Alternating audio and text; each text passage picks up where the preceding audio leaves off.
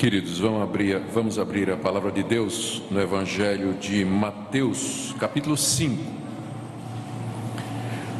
Hoje pela manhã nós fizemos uma exposição do que o Senhor Jesus nos ensinou sobre como deveríamos proceder quando alguém pecar contra nós.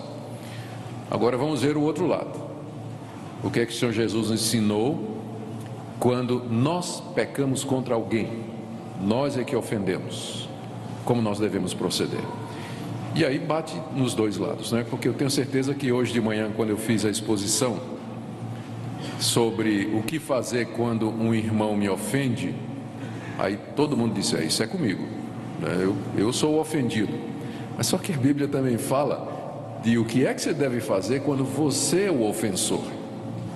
E dessa forma, com a pregação de manhã e de hoje à noite, eu creio que a gente cobriu todas as bases, não é? Ninguém vai, quer você seja o ofensor ou a vítima, você vai sair com a palavra de Deus nesse domingo para você. Então vamos ler o que o Senhor ensinou, está em Mateus capítulo 5, a partir de 21, verso 21 até o verso 26. Ouvistes que foi dito aos antigos: não matarás, e quem matar estará sujeito a julgamento.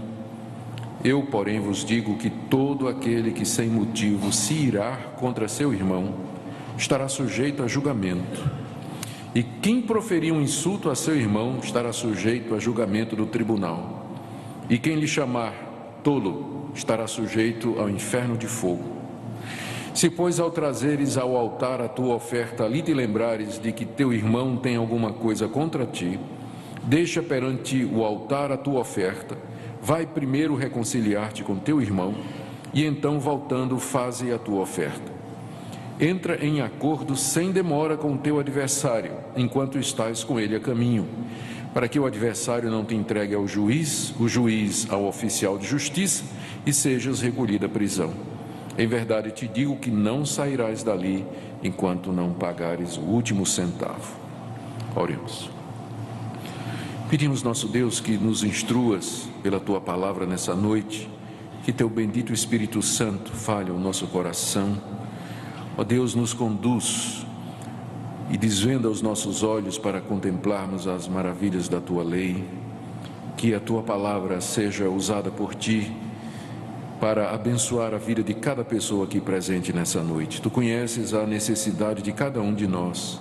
Fala, portanto, através da Tua palavra, no poder do Espírito Santo.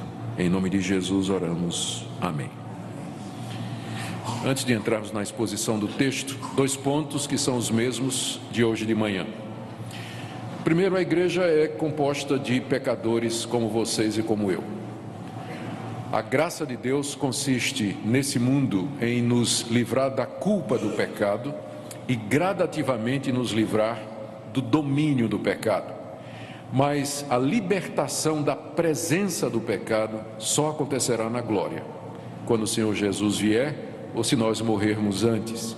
Isso significa que até o último suspiro seu, você vai estar lutando contra a sua natureza pecaminosa, contra o pecado que ainda habita em você, ou usando a linguagem bíblica, contra o velho homem que está em nós. É uma luta que vai durar a vida toda. Você está salvo se você crê em Jesus, você está perdoado por Deus se você o recebeu como Senhor e Salvador, você faz parte da família de Deus se já se arrependeu e recebeu a Cristo como seu Senhor. Contudo, ainda temos uma luta pela frente, uma guerra pela frente, que é contra a nossa natureza pecaminosa, e infelizmente, às vezes ela prevalece. A Bíblia não contempla a possibilidade da perfeição, ou seja, de alguém, após ter sido salvo, viver uma vida de santidade completa em que ele não peque mais. A Bíblia não contempla essa possibilidade. A Bíblia continua nos tratando como pecadores, mesmo depois que nós somos salvos pela graça de Deus mediante a fé em Jesus Cristo. Pecadores redimidos, pecadores perdoados, mas ainda pecadores. Portanto, e sem querer diminuir a seriedade do pecado, nós não deveríamos ficar surpresos ou escandalizados ou horrorizados quando algum entre nós cai em pecado, ou quando nós caímos em pecado. eu não estou querendo diminuir a seriedade do pecado. Eu estou dizendo que a Escritura, a Bíblia, ela olha, ela visualiza a igreja, ela se dirige à igreja na expectativa ou na perspectiva de que somos pecadores sujeitos a pecar e que isso vai acontecer. Vai acontecer com você e vai acontecer comigo. Então essa é a primeira coisa. Segunda, e é derivada dessa primeira, do jeito como a Escritura coloca essa situação, o problema não é o pecado, já que ele é esperado, entre aspas, que vai acontecer. O problema não é o pecado. O problema é como nós lidamos com o pecado. Ou colocando de outra maneira, o problema não são os nossos pecados, mas os nossos pecados não tratados. Os pecados não resolvidos, não encarados. Então, esse é que é o problema. E eu tenho plena convicção de que boa parte dos problemas que acontecem numa comunidade, numa família ou no casamento, ou como indivíduos, está exatamente nisso. Que nós não tratamos o pecado, os nossos erros e os erros dos outros, como a Escritura diz, como a Bíblia diz. Porque se nós fizéssemos como a Escritura diz, o potencial que o pecado tem de estragar seria minimizado. Ele é inevitável, mas nós podemos minimizar os efeitos dele. Como fazer isso? Fazendo o que a Escritura nos diz, no caso de quando um irmão peca contra mim ou quando eu peco contra um irmão. Hoje pela manhã nós vimos a orientação do Senhor Jesus quando alguém peca contra mim. Então, o que é que eu tenho que fazer quando alguém peca contra mim? Eu não vou perguntar se vocês decoraram não, tá? Então eu vou repetir para vocês. Você vai primeiro falar com a pessoa, não fala com ninguém, vai falar com a pessoa primeiro. Nada de botar no Facebook, tem gente que não presta na igreja, nada disso, tá? Nada disso. Vai falar com a pessoa. Se a pessoa te ouvir, se ela se arrepender ou o assunto ficar claro, morreu o assunto, ninguém precisa saber. Se a pessoa não ouvir e o assunto não ficar esclarecido, volta e dessa vez traz 2 ou 3 pessoas de integridade reconhecida e trata o assunto também, outra vez. A pessoa pode se arrepender ou mudar de ideia, ou o assunto pode ficar esclarecido na segunda vez. O assunto morreu ali, ninguém precisa saber além daquelas pessoas. Somente depois disso é que o assunto tem que ser trazido para ser tratado pela liderança da igreja. E aí, se essa pessoa não quiser ouvir a igreja, a orientação da igreja, através dos seus pastores, presbíteros, então, infelizmente, ela terá que ser excluída da igreja. É assim que deve ser tratado, dessa maneira. E se nós fizermos como a Escritura diz, Cristo promete estar conosco. Nós lemos pelo menos 3 promessas dele. O que vocês fizerem aqui será ratificado no céu. O que vocês pedirem juntos eu vou conceder. E se vocês estiverem unidos nesse propósito, eu estou no meio de vocês. Cristo prometeu sua própria presença em todo esse processo, porque Ele quer conosco resolver o problema do pecado, resolver os estragos que o pecado pode trazer. Mas agora e o contrário? E quando sou eu que peco contra alguém? Então o Senhor Jesus também nos deixou orientações a respeito desse assunto, quando Ele estava no Sermão do Monte, tratando de expandir o significado de alguns mandamentos. No caso aqui é o 6º mandamento, no verso 21, ele diz à sua audiência, as pessoas que estavam ao seu redor, aos seus discípulos: ouvistes que foi dito aos antigos. Ele está se referindo à lei de Moisés, e ele está citando particularmente Êxodo 20:13 e Deuteronômio 5:17, que é o 6º mandamento: não matarás. Está na lei de Deus. É um dos 10 mandamentos. Não matarás, e vocês ouviram isso, diz Jesus. E vocês ouviram também o que está em Deuteronômio 5:17. Quem matar estará sujeito a julgamento. Foi isso que Moisés disse. Que quem tirasse a vida do seu próximo, teria a sua própria vida tirada pelo seu semelhante. Olho por olho, dente por dente. Essa era a lei. E os judeus sabiam disso. Jesus agora, no verso 22, com a sua autoridade como sendo aquele que deu a lei, a expande e lhe dá uma conotação interior. Na compreensão judaica, não matarás significa matar alguém fisicamente.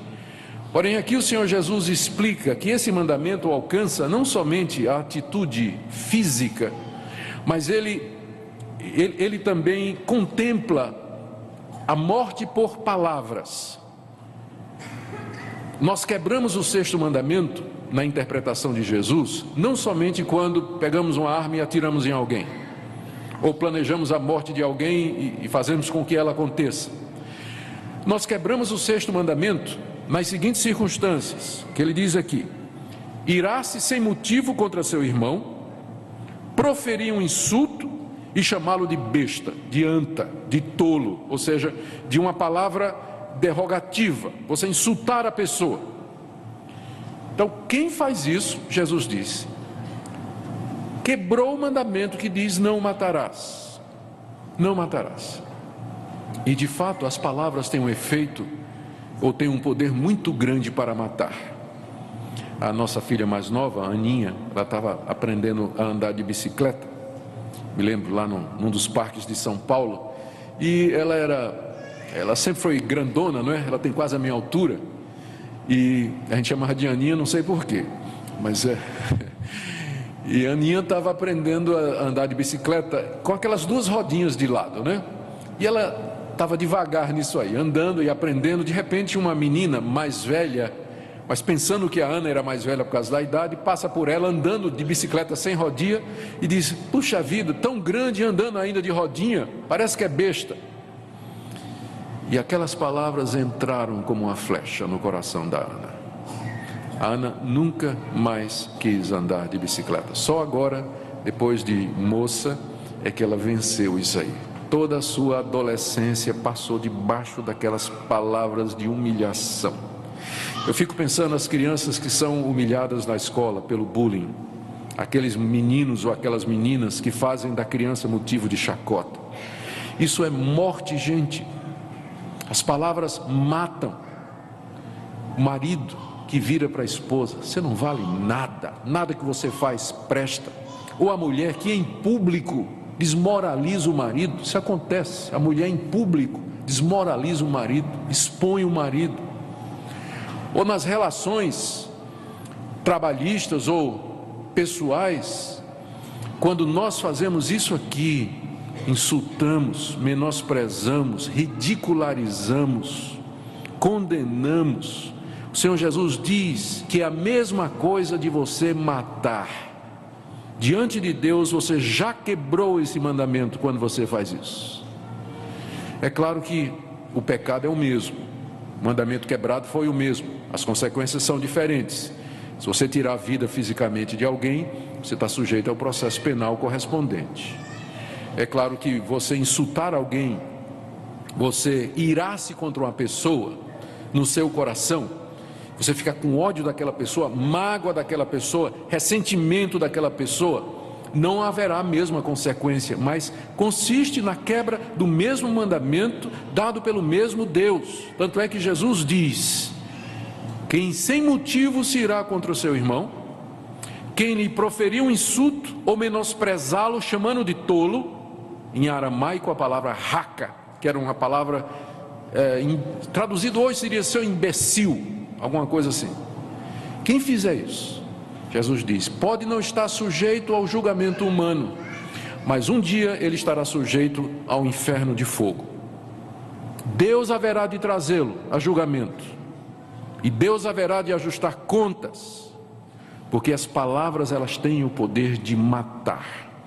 Elas têm o poder de destruir, de humilhar, acabar com reputações, acabar com relacionamentos, acabar com casamento, acabar com o bom andar da vida da igreja, quando as palavras são ditas impensadamente, quando as palavras são ditas no calor da raiva, elas têm esse poder. E palavras ditas, elas são como penas soltas ao vento. Uma vez que você soltou, você nunca mais pega de volta. Muito difícil. Por isso o Senhor Jesus coloca nessa categoria, dizendo, você quebra o sexto mandamento. Aqui quando ele fala da ira, você percebe que há uma qualificação que é irar-se sem motivo contra seu irmão. Está entre parênteses porque em alguns manuscritos gregos mais antigos não há a expressão não aparece, creio eu, porque algum copista pulou a linha e todo mundo sabe como é fazer cópia, você acaba esquecendo uma palavra ou outra, então talvez uma dessas cópias foi a que foi preservada, mas faz sentido irar-se sem motivo, porque às vezes há motivo para ficar irado. Existe uma ira santa e uma ira justa, que é uma indignação quando o nome de Deus está sendo afrontado. E aí é pecado você não fazer nada. Você está vendo o nome de Deus sendo afrontado, você está vendo o nome de Cristo sendo afrontado, e você não está nem aí, você não sente nada. Nós devemos ser como um cachorro quando vê o seu dono sendo atacado. A gente parte para defender. Essa é uma ira santa. Quando a gente vê o nome de Cristo, o nome do Evangelho, sendo de alguma forma vilipendiado, pecado é você ficar calado, omisso, baixar a cabeça e se acovardar, porque há uma ira justa. Mas aqui não está falando dessa ira justa, está falando da raiva, que geralmente é fruto do ressentimento, da frustração. Você se sente injustiçado, magoado por um irmão, alguma outra pessoa, alguma pessoa do seu relacionamento. O Senhor Jesus diz que abrigar esse sentimento no seu coração e deixar que ele domine a sua vida, suas palavras, a ponto de você proferir insultos e coisas que tais, isso aí é quebra do mandamento: não matarás. E você está sujeito ao tribunal de Deus, você está sujeito ao inferno de fogo. E essa é a má notícia. Jesus Cristo nunca minimizou a existência do inferno. Ele foi a pessoa que mais falou a respeito da realidade do inferno, embora sendo amor. Todavia, ninguém no Novo Testamento falou mais do inferno do que a pessoa de Jesus. E ele aqui coloca o inferno como sendo uma possibilidade para pessoas que usam a sua língua para matar os outros. Para matar os outros. Em seguida ele diz o que é que nós temos que fazer se nós estivermos nessa situação, se nós matamos alguém. O que fazer quando nós ferimos alguém, machucamos alguém com as nossas palavras? Ele nos ensina no verso seguinte, no verso 23. Se, pois, ao trazeres ao altar a tua oferta, ali te lembrares que teu irmão tem alguma coisa contra ti, deixa perante o altar a tua oferta, vai primeiro reconciliar-te com teu irmão, e então, voltando, faze a tua oferta. Que bênção, não é? Que nós podemos nos redimir dos nossos pecados. Que bênção que nós podemos consertar os nossos erros. Que bênção que nós podemos colocar as coisas em ordem. O Senhor Jesus nos diz de que maneira fazer. Aqui, é claro, ele ainda está falando na linguagem veterotestamentária, está falando ainda na linguagem do judeu que ia ao templo fazer sacrifícios a Deus. E verso 23, ao trazeres ao altar a tua oferta, ali te lembrares que teu irmão tem alguma coisa contra ti. O melhor lugar para você lembrar que seu irmão tem alguma coisa contra você é quando você, fazendo o transporte para hoje, e guardadas as devidas proporções, você vem à igreja adorar a Deus, trazer a sua oferta de louvor, a sua entrega. Esse é o melhor lugar para você lembrar que o teu irmão tem alguma coisa contra ti. Sabe por quê? Porque quando você vem aqui, como nós já fizemos, você vai cantar, você vai dizer: Deus, eu sou um pecador, Deus, eu peço perdão pelos meus pecados. Não tivemos um momento de confissão de pecados? E parece que eu estou vendo Deus lá em cima dizendo: você veio à minha casa pedir perdão pelos seus pecados e não está lembrado que você ofendeu seu irmão? Você tem coragem de vir aqui me prestar culto, como se nada tivesse acontecido, quando tem gente que você ofendeu, que você magoou, que você matou com suas palavras? Por isso que o melhor lugar para nós começarmos é um momento como esse, hoje à noite, quando nós estamos aqui para trazer a Deus a oferta da nossa vida, dos nossos dons e dos nossos recursos. E aí a gente lembra. Sabe por que a palavra lembra está aqui? Que quando a gente ofende, a gente esquece. Quem foi ofendido, não. Não é verdade? Quem foi ofendido não esquece. Mas às vezes a gente ofende e a gente nem lembra. É porque às vezes também não foi por querer, não é? Não foi, não tinha intenção, mas foi feito o estrago. Por isso Jesus diz: lembre. É um momento bom para você fazer um inventário, olhar para trás e fazer uma conta. Quem é que está com raiva de mim? Com quem eu não falo? Com quem eu deixei de me relacionar? Com quem eu estou indiferente? Quem é a pessoa que para mim tanto faz se ela for atropelada aí na frente? Faz esse levantar, é isso que Jesus está dizendo, e o momento é esse, quando nós estamos na casa de Deus, trazendo a oferta da nossa vida, do nosso louvor, dos nossos recursos, das primícias da nossa renda.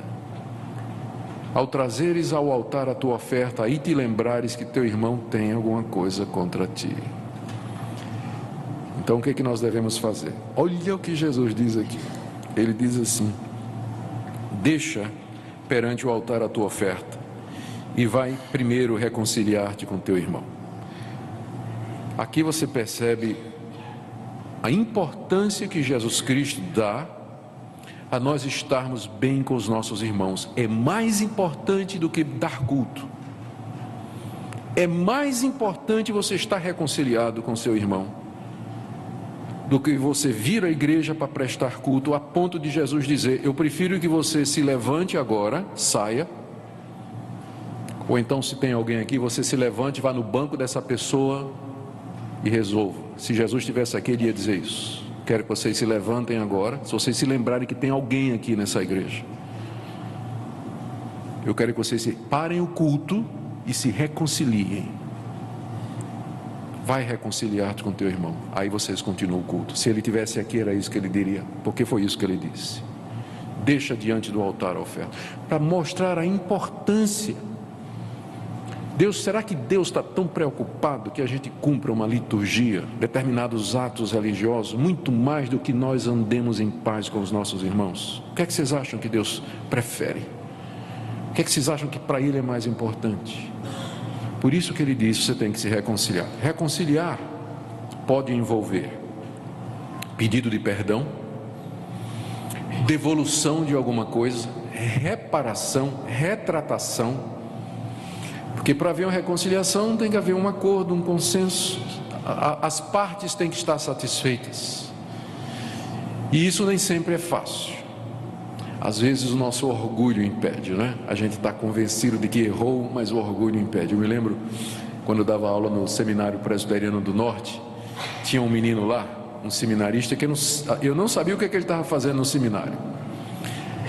Preguiçoso, não entregava os trabalhos, ele completamente distraído, ele me irritava profundamente. E os outros colegas bem dedicados. A gota d'água foi uma vez que eu, na segunda-feira, passei um trabalho. Nós tínhamos aulas na segunda e na sexta. Na segunda-feira passei um trabalho, passei entregue na sexta. Na sexta-feira todos os alunos entregaram o trabalho, menos o fulano. E aí eu perdi a paciência e na sala de aula eu desmoralizei o rapaz. Questionei a vocação dele, questionei a integridade dele, questionei os motivos dele, e isso em sala de aula. Deixei o rapaz rasinho, né? E humilhado. E naquele fim de semana eu tinha que pregar em Natal. É uma cidade que fica a uns 400 quilômetros de Recife. E peguei o carro e fui pregar. Aí, tranquilo, né? Achei que tinha cumprido meu dever como professor. Comecei a dirigir. Não é que Deus falou no meu ouvido, mas a consciência começou: você exagerou. Não, que é isso, Deus? De forma nenhuma. O rapaz é um preguiçoso, um vagabundo, devia nem estar no seminário, devia estar fora. Imagina que pastor ele vai ser. Era como se Deus dissesse: mas esse não é o ponto. O ponto é como você tratou o rapaz. Você humilhou o rapaz na presença dos colegas. Não, Deus, de jeito nenhum, ele merecia mesmo, né? Passei a viagem todinha tentando convencer Deus, mas eu acho que não deu certo não, porque foi o pior fim de semana da minha vida, um dos. Eu pregando em Natal e a minha consciência dizendo: você pecou, você ofendeu o seu irmão. E aí no caminho de volta, dirigindo, já foi o contrário, foi eu negociando com Deus os termos da minha rendição, né? Eu dizendo: tá bom, está certo, eu de fato, mas eu estava sentindo que eu tinha que reparar o que eu tinha feito, e não podia ser assim, chamar o rapaz em particular, porque eu o ofendi em público. Se eu ofendi em público, eu tenho que consertar meu erro em público. Se for só entre eu e ele, era eu e ele, mas foi em público. E meu argumento com Deus foi o seguinte: Senhor, se eu chegar na sala de aula e disser assim: eu errei e estou aqui pedindo perdão a fulano, quero que você me perdoe, eu vou perder a minha autoridade como professor. Nunca mais esses alunos vão me respeitar, porque eu vou perder minha autoridade como professor. Não teve jeito, a consciência não deixava em paz. Segunda-feira lá estava eu, como ovelha levada ao matadouro, né? Entrei na sala de aula, oramos, e antes de começar a aula, pedi para o rapaz vir à frente, me levantei, abracei, disse: eu queria na frente. Para mim, minha carreira como professor estava encerrada ali, né? Eu disse: eu queria dizer para você, né, que eu errei, eu pequei contra você, a maneira como eu lhe tratei. Eu queria lhe pedir perdão, que você me perdoe na frente dos colegas, porque eu não devia ter feito isso. Gente, esse moço começou a chorar, me abraçou e disse: professor, não é o senhor que tem que pedir perdão, fui eu mesmo, eu sou um aluno relapso, eu sei disso, queria que o senhor me perdoasse. Aí a classe caiu em pranto e os alunos vieram me dizer: pastor, o senhor cresceu no nosso conceito, porque nós estamos vendo que o senhor pratica aquilo que o senhor ensina.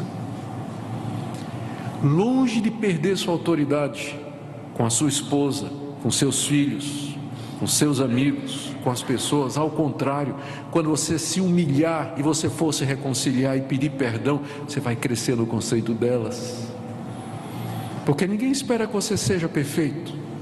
Nós esperamos que você seja humilde, que você se arrependa, que você confesse, que você coloque em ordem, que faça o que for preciso, para quando você vier aqui prestar culto a Deus, você possa fazê-lo com a consciência tranquila, em paz, em paz. Note que o Senhor Jesus, depois de nos dar essa orientação, Ele diz assim: voltando, faça a sua oferta, ou seja, vá, mas volte, resolva e volte, porque eu ainda quero o seu culto. Eu sei que você errou, mas eu não estou jogando você fora, eu quero você de volta. Mas agora você vem reconciliado, você vem renovado, você vem em paz agora. Venha e termine de prestar o culto que você tem que prestar. Que bênção, né? Que o nosso Deus nos acolhe e nos dá a oportunidade para nós fazermos isso. E ele termina no verso 25 e 26, nos dando um encorajamento, na verdade, falando da urgência disso. Ele diz assim: entra em acordo sem demora com o teu adversário. O adversário é o irmão que está magoado. Entra em acordo sem demora com o teu adversário, enquanto estás com ele a caminho. Vamos pensar aqui no caminho da vida, e o final é o juízo de Deus. Para que o adversário não te entregue ao juiz, o juiz ao oficial de justiça, e sejas recolhido à prisão. Em verdade eu te digo que não sairás dali enquanto não pagares o último centavo. Jesus está usando aqui da sabedoria popular, do bom senso, vamos dizer assim. Imagine que você tem uma causa com alguém, alguém lhe processou e você sabe que você está errado, e aí agora está na hora de vocês irem para o juiz. O juiz está esperando lá no tribunal, tem uma audiência e você sabe que você vai perder, e a quantia é muito grande, você não tem como pagar. Você está a caminho, vai você e o adversário andando juntos. Jesus diz: conversa com ele, faz um acordo. Faz um acordo com ele antes de chegar no tribunal, porque se chegar no tribunal, você vai para a prisão. Naquele tempo era preso por dívida, né? No Brasil não tem jeito, mas naquele tempo a pessoa era preso por dívida, ficava lá, tinha que vender tudo que tinha, vendia a mulher e os filhos como escravo para pagar a dívida, e só saía quando pagasse o último centavo. Então Jesus diz: nesse contexto, a melhor coisa para você é você fazer um acordo com o seu adversário antes do julgamento, porque se for a julgamento, você está perdido. O que Jesus quis dizer? Ele quis dizer o seguinte: enquanto você está aqui nessa vida, preste atenção nisso, enquanto você está aqui nessa vida, faça um acordo, no sentido de vá se reconciliar com seu irmão. Não deixe passar a oportunidade, porque se passar, vai para o tribunal de Deus, vai ser resolvido na presença de Deus. E você sabe que lá, no dia do juízo, não haverá mais misericórdia nem perdão. O momento é aqui, enquanto você está vivo. Uma vez conheci uma senhora que guardava tanta mágoa contra uma pessoa. Falei com ela, expliquei para ela as consequências disso. Ela disse: Deus é bom, eu creio em Deus, creio em Jesus Cristo, mas esse pecado eu vou levar comigo no caixão. Eu disse: a senhora vai ter uma surpresa quando acordar do outro lado. A senhora vai ter uma surpresa quando acordar do outro lado. Eu não creio que uma pessoa que é verdadeiramente crente, que foi salva por Cristo Jesus, perdoada por Jesus, recebeu o perdão de Deus para os seus pecados, eu não creio que essa pessoa consiga viver muito tempo com um peso desse na consciência, sabendo que seu irmão tem alguma coisa contra ele. Se é crente de verdade, vai mover céus e terra para buscar a reconciliação, vai deixar de lado o orgulho, vai deixar de lado a vaidade, vai deixar de lado a preocupação com seu nome. Nosso nome não vale nada, nada, o que vale é o nome de Jesus, e vai se reconciliar. São palavras do Senhor. Faça isso enquanto você pode, enquanto está aqui, porque senão você vai ser julgado e condenado por Deus. A gente pode pensar que isso é uma palavra dura, mas Jesus repetiu outra vez. Vocês conhecem o final do Pai Nosso, quando ele ensinou os discípulos a orar e disse assim: perdoa as nossas dívidas, assim como nós perdoamos aos nossos devedores. E ele disse: se não perdoardes aos homens as suas dívidas, também o Pai Celestial não perdoará as vossas. Não é que a salvação é pelo perdão nosso, não é por nossas obras, mas que uma pessoa que foi salva, ela vai ter condição, disposição e desejo de colocar sua vida em ordem.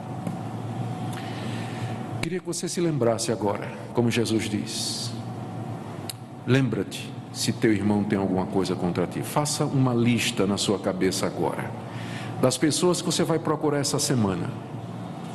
Faça uma lista delas, coloque no coração como prioridade: eu vou procurar, por telefone, Facebook, Twitter, WhatsApp, o que for.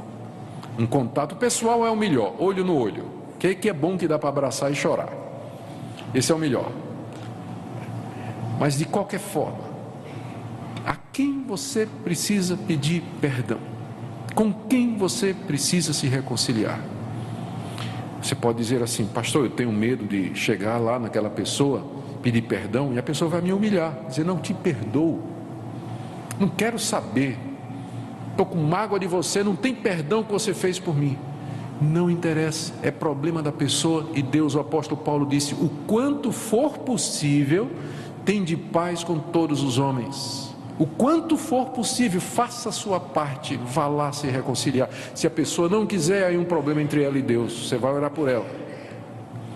Eu sei que a gente tem medo de sofrer humilhação, né? Quando a gente vai pedir desculpas, porque tem gente que assim, a gente vai pedir desculpa, aí o outro pisa mesmo, né?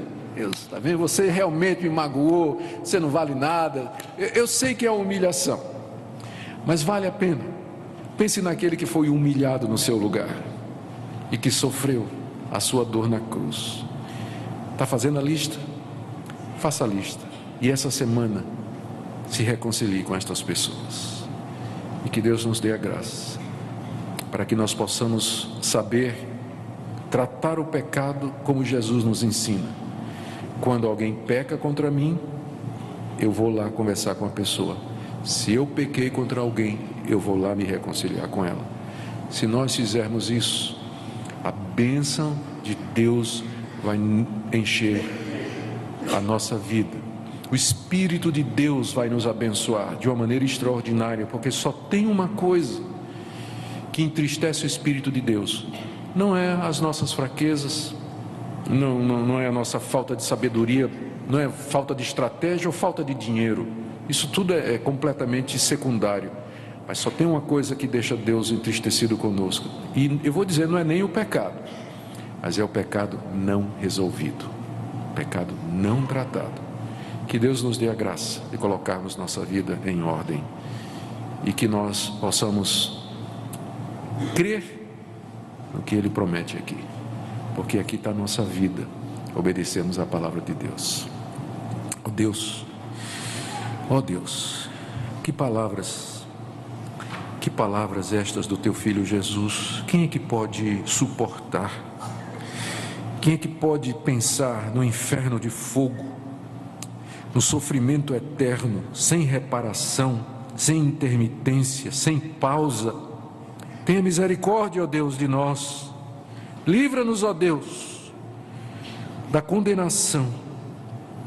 Se há alguém aqui nessa noite, ó Deus, que já está experimentando o inferno na sua consciência e no seu coração, pela mágoa, pelo ressentimento, pela raiva, pedimos em nome de Jesus que teu bendito Espírito usa as palavras do teu Filho para trazer essa pessoa ao arrependimento, à reconciliação, à paz. Senhor, nós queremos te obedecer, mas nós temos medo, temos vergonha, temos temor do homem. Nos ajuda a te obedecer, confiantes de que a obediência é o caminho da bênção e que o Senhor haverá de nos recompensar, haverá de tratar as nossas feridas. Cura-nos, ó Senhor, nós te pedimos agora, no nome de Jesus. Amém.